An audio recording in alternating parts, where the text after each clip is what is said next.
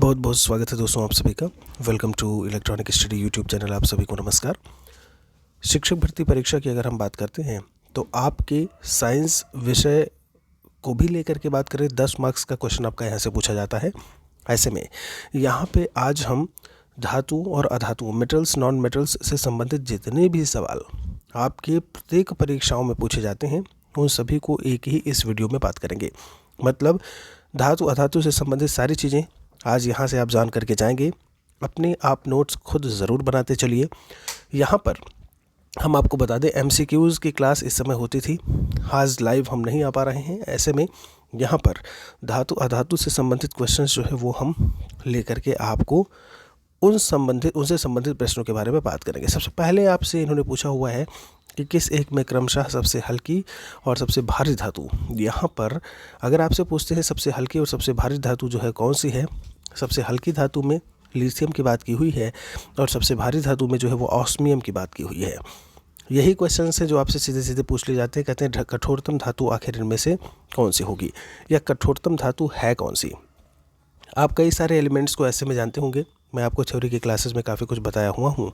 ऐसे में हम आपको बता दें यहाँ पर प्लैटिनम जो है वो सबसे कठोरतम धातु है। जैसे हम बात करते हैं कि मानव शरीर को लेकर के तो सबसे कठोरतम चीज़ कहाँ से देखने को मिलेगी, क्या होती है, तो आप बोल देते हो कि दांतों के ऊपर जो इनामल पाया जाता है उससे आप इसे जोड़ देते हो। कहते हैं विद्युत हीटर को की जो कॉइल होती है, कुंडली होती है, वो आखिर किससे बनी हुई होती है, तो नाइक्रोम की होती है।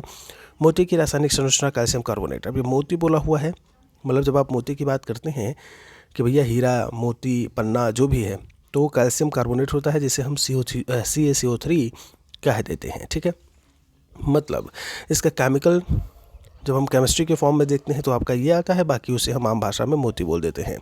आपसे कहते हैं कि मोती के मुख्य अवयव आखिर कौन कौन से हैं, तो यहाँ पर एरागोनाइट और कांचियोलिन करके लिखा हुआ है जो कि मोती के अवयव में हमें देखने को मिलेंगे। माणिक्य और नीलम रासायनिक रूप से कैसे जाने जाते हैं, तो एल्यूमिनियम ऑक्साइड। जब हम एल्यूमिनियम ऑक्साइड की बात करते हैं, कैल्शियम कार्बोनेट मोती होता है, एल्यूमिनियम ऑक्साइड आपका जो है वो माणिक्य होता है। यहाँ से ध्यान रखिएगा।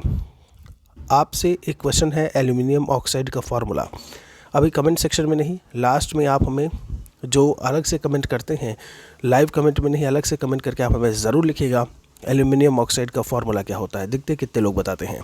ठीक है, कहते हैं सड़क की रोशनी में पीले लैंप बहुतायत में प्रयोग में आते हैं, इन लैंपों में किसका उपयोग होता है, तो सोडियम का उपयोग होता है। कितनी बार यही सवाल आपका पेपर में सीधे सीधे पूछ लिया जाता है। कहते हैं सोडियम वाष्प लैंप प्रायः सड़क प्रकाश के लिए प्रयुक्त होते हैं क्योंकि इनका जो प्रकाश है वो एक वर्णी होता है और पानी की बूंदों से गुजरने पर विभक्त नहीं होता। कहने का मतलब होता है कि एक ही वर्ड आपको देखने को मिलेंगे जब हम सोडियम वाष्प लैंप की बात करेंगे। अगर बारिश हुई तो ऐसे में क्या होता है कि जब बूंदें पड़ती हैं तो वो प्रकाश, या फिर अगर हम सोडियम या किसी और चीज़ को यूज़ करते हैं तो वह अलग अलग डायरेक्शंस में विभक्त हो जाएगा। ऐसे में अगर हम बात करें चीज़ों को देखने को लेकर के तो वह चीज़ संभव नहीं हो पाती है, जबकि सोडियम वाष्प लैंप के साथ में ऐसा नहीं होता है। प्रतिदीप्ति नली में सर्वाधिक सामान्यतः प्रयोग में आने वाले वस्तु का नाम तो पारा वाष्प और ऑर्गन का नाम इससे हम जोड़ते हैं। शुद्ध सोना कितने कैरेट का होता है, आप सभी लोग बहुत अच्छे जानते हैं कि 24 कैरेट का होता है। आपसे कहते हैं अति मुलायम खनिज टाल्क या सोप स्टोन इनमें से कौन सा है, तो जिसे हम लोग टाल्क करके बोल देते हैं या सोप स्टोन बोल देते हैं वो मैग्नीशियम सिलिकेट होता है। ओके, चूना पत्थर का रासायनिक नाम। अब ऐसे सवाल बहुत पूछे जाते हैं। आप जो हम खाने के सोडा की बात करें, धावन सोडा को लेकर के बात करें, है ना, तो इन सब क्वेश्चंस को आप अलग से नोट बिल्कुल करके रखिए। मैं क्वेश्चंस में भी कल करवा रहा था इन सभी के बारे में। आपसे कहते हैं चूना पत्थर का रासायनिक नाम तो कैल्शियम कार्बोनेट होता है आपका। आगे कहते हैं प्लास्टर ऑफ पेरिस, ये कैल्शियम सल्फेट होता है। अगर आपको याद हो तो कल ही इससे संबंधित क्वेश्चंस मैं आपको करवा रहा था। प्लास्टर ऑफ पेरिस का जो सूत्र होता है वो CaSO4.12H2O होता है। ओके, हाफ H2O लगाइएगा, कहीं 2H2O लिखा होता है, कहीं केवल H2O लिखा होता है, तो ये होता है आपका कैल्शियम सल्फेट। इसके साथ में जल के जो है वो आधे अणु इसमें जुड़े हुए होते हैं, तो ये हाफ H2O करके ही आप इसे याद करिएगा। डॉक्टर, कलाकार, मूर्तिकार कैल्शियम सल्फेट का उपयोग करते समय करते हैं जिसका लोकप्रिय नाम क्या है, उसे प्लास्टर ऑफ पेरिस बोलते हैं। मोनाजाइट किसका है, इसका थोरियम का है। यहाँ पर अगर हम बात करें कि आपके नाभिकीय विखंडन को लेकर के जो अभिक्रियाएं होती हैं, या फिर परमाणु संयंत्र को लेकर के बात करें तो उसमें जो तत्व है सबसे मैक्सिमम पाया जाता है वो थोरियम ही है, जो कि आप केरल के रेत में जा कर के देखेंगे तो थोरियम मैक्सिमम इंडिया में, पूरे वर्ल्ड में इंडिया में ही सबसे ज़्यादा मिलता है। माइका की बात की जाए तो ऊष्मा और विद्युत दोनों का कुचालक होता है। The bad conductor of heat and electricity. इस उद्योग में अभ्रक यानी माइका कच्चे माल के रूप में प्रयोग में आता है, तो विद्युत में आता है। माइका का उत्पादन भारत में, पूरे विश्व में भारत में सबसे ज़्यादा किया जाता है, ये भी याद रखिएगा। ऊष्मा का बहुत अच्छा चालक है, वो पारा है। निम्न धातुओं में से कौन सामान्य ताप पर द्रव हमें देखने को मिलेगा, तो वो पारा ही है। आपसे कहते हैं पारे का साधारणतः तापमापी यंत्रों में उपयोग किया जाता है, क्योंकि विशेषता इसकी यही है कि ये आपका good conductor of electricity. Okay, उच्च संचालन शक्ति की बात कर लो। यहाँ पे कहते हैं तब कोई प्रतिक्रिया नहीं होती जब भाप गुजरती है किसके, एल्युमिनियम के ऊपर से। ओके, मतलब कोई भी केमिकल रिएक्शन आपको देखने को नहीं मिलेगी। आपसे कहते हैं कि लोहा जिससे प्राप्त किया जाता है, तो हेमेटाइट, ये अयस्क है, ओर है लोहे का, इसे भी आप याद रखिएगा। आपने हेमेटाइट, मैग्नेटाइट आपने ये सारे सुने होंगे, सिडेराइट। ओके, किस पदार्थ की विद्युत चालकता, यानी कि जब हम कंडक्टिविटी को लेकर के ऐसे में बात करते हैं, मैक्सिमम होती है, तो वो होती है सिल्वर की। ठीक है, चांदी लिखा हुआ है। बॉक्साइट किस धातु का महत्वपूर्ण अयस्क है, तो एल्यूमिनियम का अयस्क जो है वो हमें क्या मिलेगा, बॉक्साइट मिलेगा। ऐसे में ध्यान रखिएगा, परमाणु क्रमांक भी आप ऐसे में याद रखते चलो भाई। मैंने आपसे कहा एल्युमिनियम की संयोजकता कितनी होती है, तो जब हम एल्युमिनियम की बात करते हैं तो हम लिखते हैं संयोजकता मतलब वैलेंसी, ऊपर कितने इलेक्ट्रॉन चार्ज जो भी हैं तो वो प्लस प्लस प्लस हमें देखने को मिलेगा, यानी 3 होती है। सोडियम की अत्यधिक क्रियाशीलता के कारण वह कहाँ रखा जाता है, इसे हम कैरोसिन तेलों में रखते हैं। अच्छा, सोडियम की वैलेंसी क्या है, तो Na+ लिख देते हैं। ठीक है, केवल एक सिंगल हमें देखने को मिलेगी। आप सभी का बहुत बहुत अभिनंदन है जो भी कक्षा में जुड़ रहे हैं। लाइक और शेयर आप ज़रूर कर दिया करें। यहाँ पर आपको नंबर ऑफ़ क्लासेस जो है वो बढ़ जाएगी, जल्दी ही आपको देखने को और क्लासेस मिलेंगी। कंप्लीट आपके 14 सब्जेक्ट जो भी सुपरटेट के हैं वो यहाँ पर आपकी थ्योरी और MCQs करवाए जाएंगे। मैंने आपसे कहा जस्तेदार लोहे की चादरें, ध्यान दीजिएगा, जस्तेदार लोहे की चादरें जंग से बची रहती हैं क्योंकि उनमें किनकी परत विद्यमान होती है, तो यशर्द लेपन, गैल्वेनाइजेशन, कल ही ये क्वेश्चन मैं आपको करवा रहा था। कहते हैं गैल्वेनीकरण लोहे का लेप जो है वो किसका होता है, तो जस्ते का ही होता है, जिसे हम जिंक बोल देते हैं। ओके, एक और क्वेश्चन में आपसे क्या कहते हैं कि एल्यूमिनियम पृष्ठ प्रायः एनोडीकृत होते हैं, इसका अर्थ है उस पर एल्यूमिनियम ऑक्साइड की परत चढ़ जाना। आपने कैथोड और एनोड का नाम सुना होगा। ओके, फिर ये आपसे कहते हैं कि किस धातु से बनाई मिश्र धातु यानी एलॉय को हवाई जहाज़ और रेल के डिब्बे में पुर्जों के काम में लिया जाता है, तो वो चीज़ जो है वो कौन सी होती है, वो एल्यूमिनियम है। यहाँ से याद रखिएगा। आपसे कहते हैं कि लोहे किस कारण से अमलगम का निर्माण नहीं करता है, तो इसका जो एक मेटालिक बॉन्ड होता है मेटालिक बंधन बॉन्ड को लेकर के अगर हम बात करें, उसके कारण ही इसमें अमलगम वाली प्रोसेस जो अमलगमेशन बोलते हैं वो देखने को नहीं मिलता। टांका एक मिश्र धातु है। टिन और शीशे को अगर हम मिला दें तो जर्मन सिल्वर में, नाम तो जर्मन सिल्वर है, लेकिन अगर हम चांदी की परसेंटेज की बात करें तो 0%। आपको बहुत अच्छे से दिख रहा होगा, इसे भी आप याद रखिएगा। कहते हैं कौन सा तत्व जर्मन सिल्वर में उपस्थित नहीं होता है, जर्मन सिल्वर में एल्यूमिनियम हमें देखने को नहीं मिलेगा। किस धातु में तांबे की मात्रा अधिकतम होती है, तो कांसे में तांबे की मात्रा मैक्सिमम देखने को मिलती है। कहते हैं आपसे कौन से धातु, पीतल। ये सवाल सीधे सीधे जितने भी क्वेश्चंस हैं किसी न किसी पेपर में आपके ज़रूर पूछे गए हैं, इन्हें 1 लाइनर के फॉर्म में यहाँ पर हमने रखा हुआ है।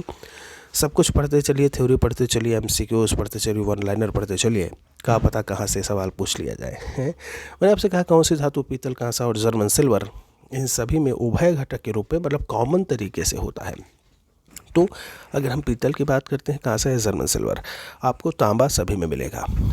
पीतल मिश्र धातु है, आखिर किसकी किसकी मिश्र धातु, अलग अलग कई धातुओं को मिला करके जो एक ऐसे में बन रही हो, तो आपसे तांबा और जस्ता की बात की हुई है, उससे बनेगा पीतल। ठीक है, मिश्र धातु में किस पदार्थ के संयोग से स्टेनलेस स्टील अचुंबकीय हो जाता है, मतलब चुंबक का गुण उसमें खत्म हो जाता है। तो निकल की बात की है, स्टील की कठोरता प्रदान करने के लिए उसमें हम क्या मिलाते हैं, आप देखिए लोहे से कठोर स्टील, आखिर ऐसा क्या मिलाते हैं, तो उसमें कार्बन की मात्रा, जी हाँ, उसमें कार्बन की मात्रा जो है वो मिलाई जाती है। आगे कहते हैं जंग रहित लोहा बनाने में प्रयुक्त होने वाली महत्वपूर्ण धातु कौन सी है? तो क्रोमियम की मात्रा। ये मोस्ट इंपॉर्टेंट क्वेश्चन है आपका कि अगर आपको जंग रहित जिसमें रस्टिंग न देखने को मिले, ऐसा हमें अगर कोई महत्वपूर्ण धातु तैयार करना है तो कौन सी धातु को मिलाएंगे? तो हम क्रोमियम को मिला रहे होते हैं। ध्यान दीजिएगा, 24 देखने को मिलेगा इसका एटॉमिक नंबर। आपसे कहते हैं धब्बा रहित लोहा बनाने के लिए, वही चीज़ है आपका जंग रहित बोलो, धब्बा रहित बोलो, स्टेनलेस स्टील मिश्र धातु है आखिर किसका? Stainless steel. लोहा होता है, क्रोमियम है, मैग्नीज और कार्बन है। देखिए अभी स्टील पूछा था ना, पर हमने आंसर कार्बन किया था। अगर हम स्टेनलेस स्टील बना रहे हैं तो इतनी सारी चीज़ें होती हैं। आप लोहा भी यूज़ करते हो, क्रोमियम भी है, मैग्नीज भी है और कार्बन भी इन्होंने बोला हुआ है। आपसे आगे कहते हैं स्टेनलेस स्टील बनाने के लिए लोहे में क्या मिलाया जाता है? तो लोहे में आप क्रोमियम और निकेल को मिलाते हो, साथ में आप यहाँ पर मैग्नीज भी कंसीडर करते हैं। स्टील में कितना कार्बन होता है? 0.1% होता है कार्बन। आपसे बोले हैं जंग लगने पर लोहे का भार, यही सवाल कल मैं आपको करवाया हुआ हूँ, याद है सभी को? बढ़ता है। ठीक है, कोयले के किस एक प्रकार से शेष प्रकारों की अपेक्षा अधिक प्रतिशत कार्बन अंश होता है? मतलब बेस्ट प्रकार का जो कोयला है वो आपका एंथ्रासाइट है। ठीक है, जैसे बिटुमिनस आप बोल देते हो और बाकी सारे उसमें, तो वो घटिया किस्म के उसमें चले जाते हैं। एंथ्रासाइट सबसे बेस्ट होता है।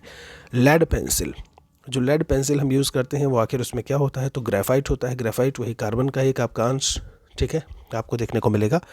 एक और क्वेश्चन में आपसे क्या कहते हैं कि भारी मशीनों के उपयोग के लिए स्नेहक कौन सा होता है? तो भारी मशीनों के उपयोग के लिए स्नेहक तेल, स्नेहक बोल देते हो, वो ग्रेफाइट है।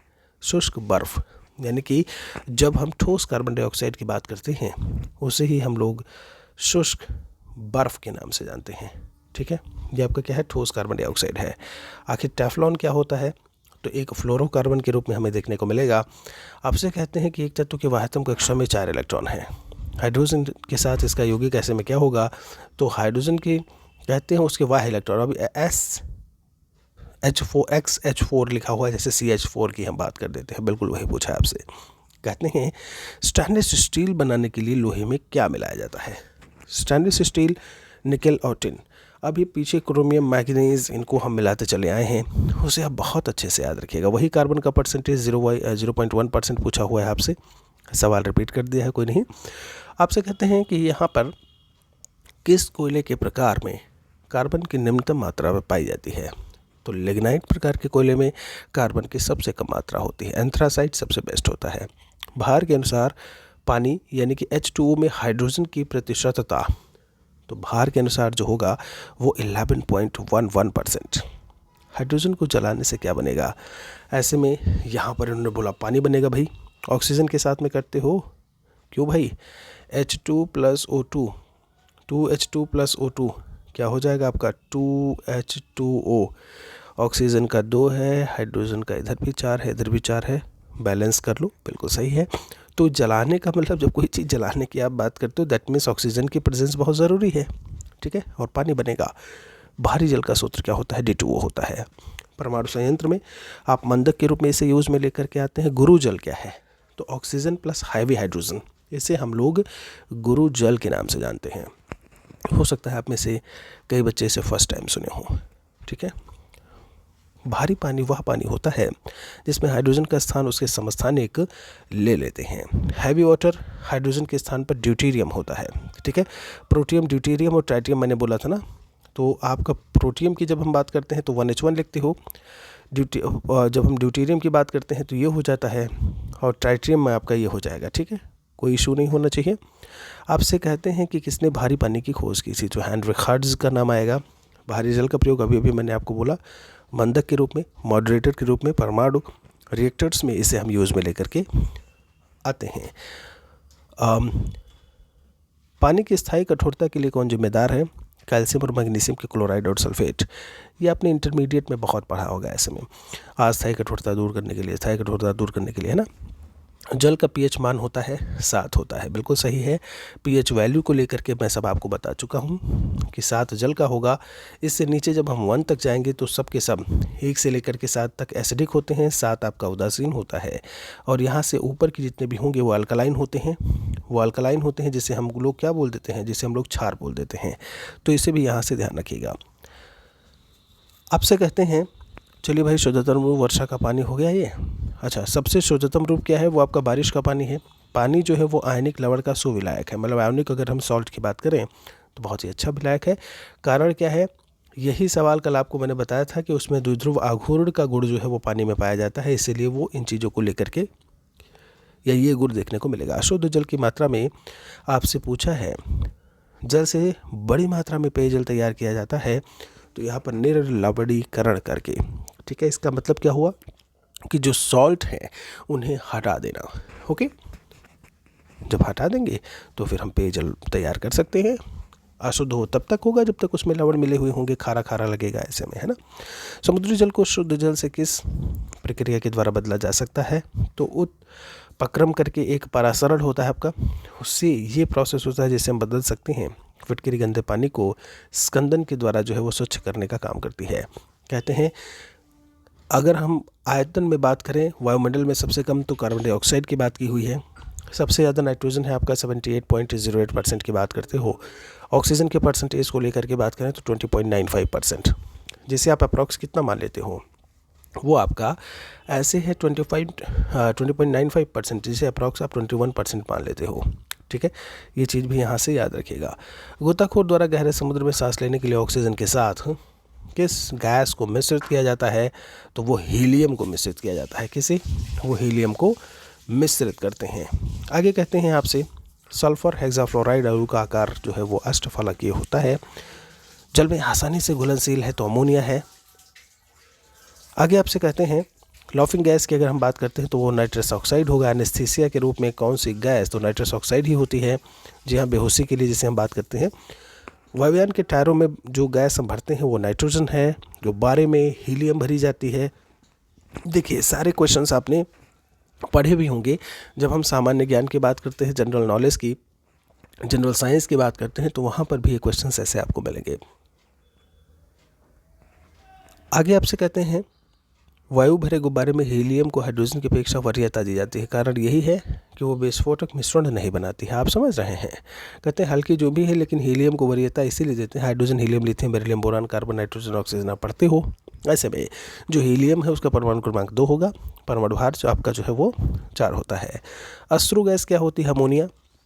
आंसू निकाल देगा अगर अमोनिया कहीं ऐसे में लीक हो गई आपका लैब में या सारे उसमें। अश्रु गैस की तरह कौन सी गैस हम जो है ऐसे में काम में ले रहे होते हैं? तो NH3 है यहाँ पर। सामान्य ताप पर ठोस अवस्था में कौन रहता है? सामान्य ताप पर भी ठोस अवस्था में रहेगा तो आयोडीन है वो। हैलोजन में सबसे अधिक अभिक्रियाशील जो है वो फ्लोरीन होता है। आपसे कहते हैं कि वह हैलोजन जिसका उपयोग पीड़ाहारी के रूप में, जी हाँ, पीड़ाहारी आपका जो है दर्द हो रहा है तो इन्हीं के कॉम्बिनेशंस को हम दवाइयों में यूज़ करते हैं जो ब्रोमीन लिखा हुआ है।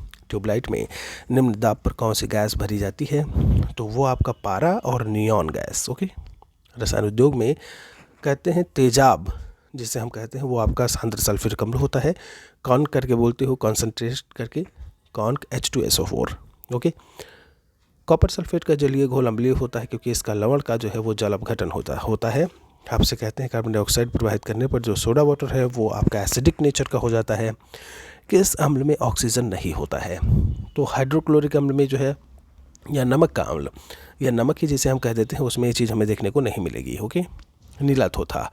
कॉपर सल्फेट, कल ही ये सवाल मैंने आपको बताया है। खाने का सोडा सोडियम बाइकार्बोनेट होता है जिसका फॉर्मूला NaHCO3 होता है। आपसे कहते हैं धोने के सोडे का या धावन सोडे की अगर हम बात करते हैं तो ये NaCO3 नहीं, Na2CO3 लिखिएगा, ठीक है। आगे अगर हम बात करें लवण सागर में पाया जाता है, बिल्कुल सही, सोडियम क्लोराइड ही खाने का नमक। जब हम बात करते हैं कहते हैं जब इनो लवण को जल में डाला जाता है तो बुलबुले बनते हैं। आपने देखा होगा, इनो को लेकर के आओ, वो एक लवण ही है सॉल्ट, तो बुलबुला निकलता है। बुलबुला किसका होता है? कार्बन डाइऑक्साइड का। मतलब आप यूँ समझ लो जो कार्बन डाइऑक्साइड आप रिलीज़ कर रहे होते हो वो इनो के माध्यम से फिर ले रहे होते हो, हैं। चलिए, फोटोग्राफी में तथा एक एंटीक्लोर के रूप में कौन यूज़ में आता है? Na2H2O3। जितनी बार इंपॉर्टेंट लगा पाओ लगा लो। सोडियम थायोसल्फेट, ठीक है। फोटोग्राफी में स्थायीकरण के रूप में प्रयोग होता है तो सोडियम थायोसल्फेट को ही लेकर के आते हैं। हाइपोबिलियन कौन सा है? जलीय विलयन जो देखने को मिलता है वो सोडियम थायोसल्फेट का ही होता है जो फोटोग्राफी में यूज़ में आता है। फोटोग्राफी में उपयोगी तत्व की बात की जाए तो वह है सिल्वर ब्रोमाइड, हमें देखने को मिलेगा जब यहाँ से बात करते हैं AgBr सिल्वर ब्रोमाइड। इसे भी आप यहाँ से आंसर के रूप में रखिएगा। तो मैंने आपको यहाँ पर दोस्त जितने भी आपके धातु अधातु से महत्वपूर्ण सवाल थे उनके बारे में जानकारी दी है। वीडियो को लाइक और शेयर आप ज़रूर कर दें। जो नए हैं वो चैनल को सब्सक्राइब ज़रूर किए रहें। आपसे नेक्स्ट वीडियो में हम जल्दी मिलेंगे। सभी को नमस्कार। Thank you.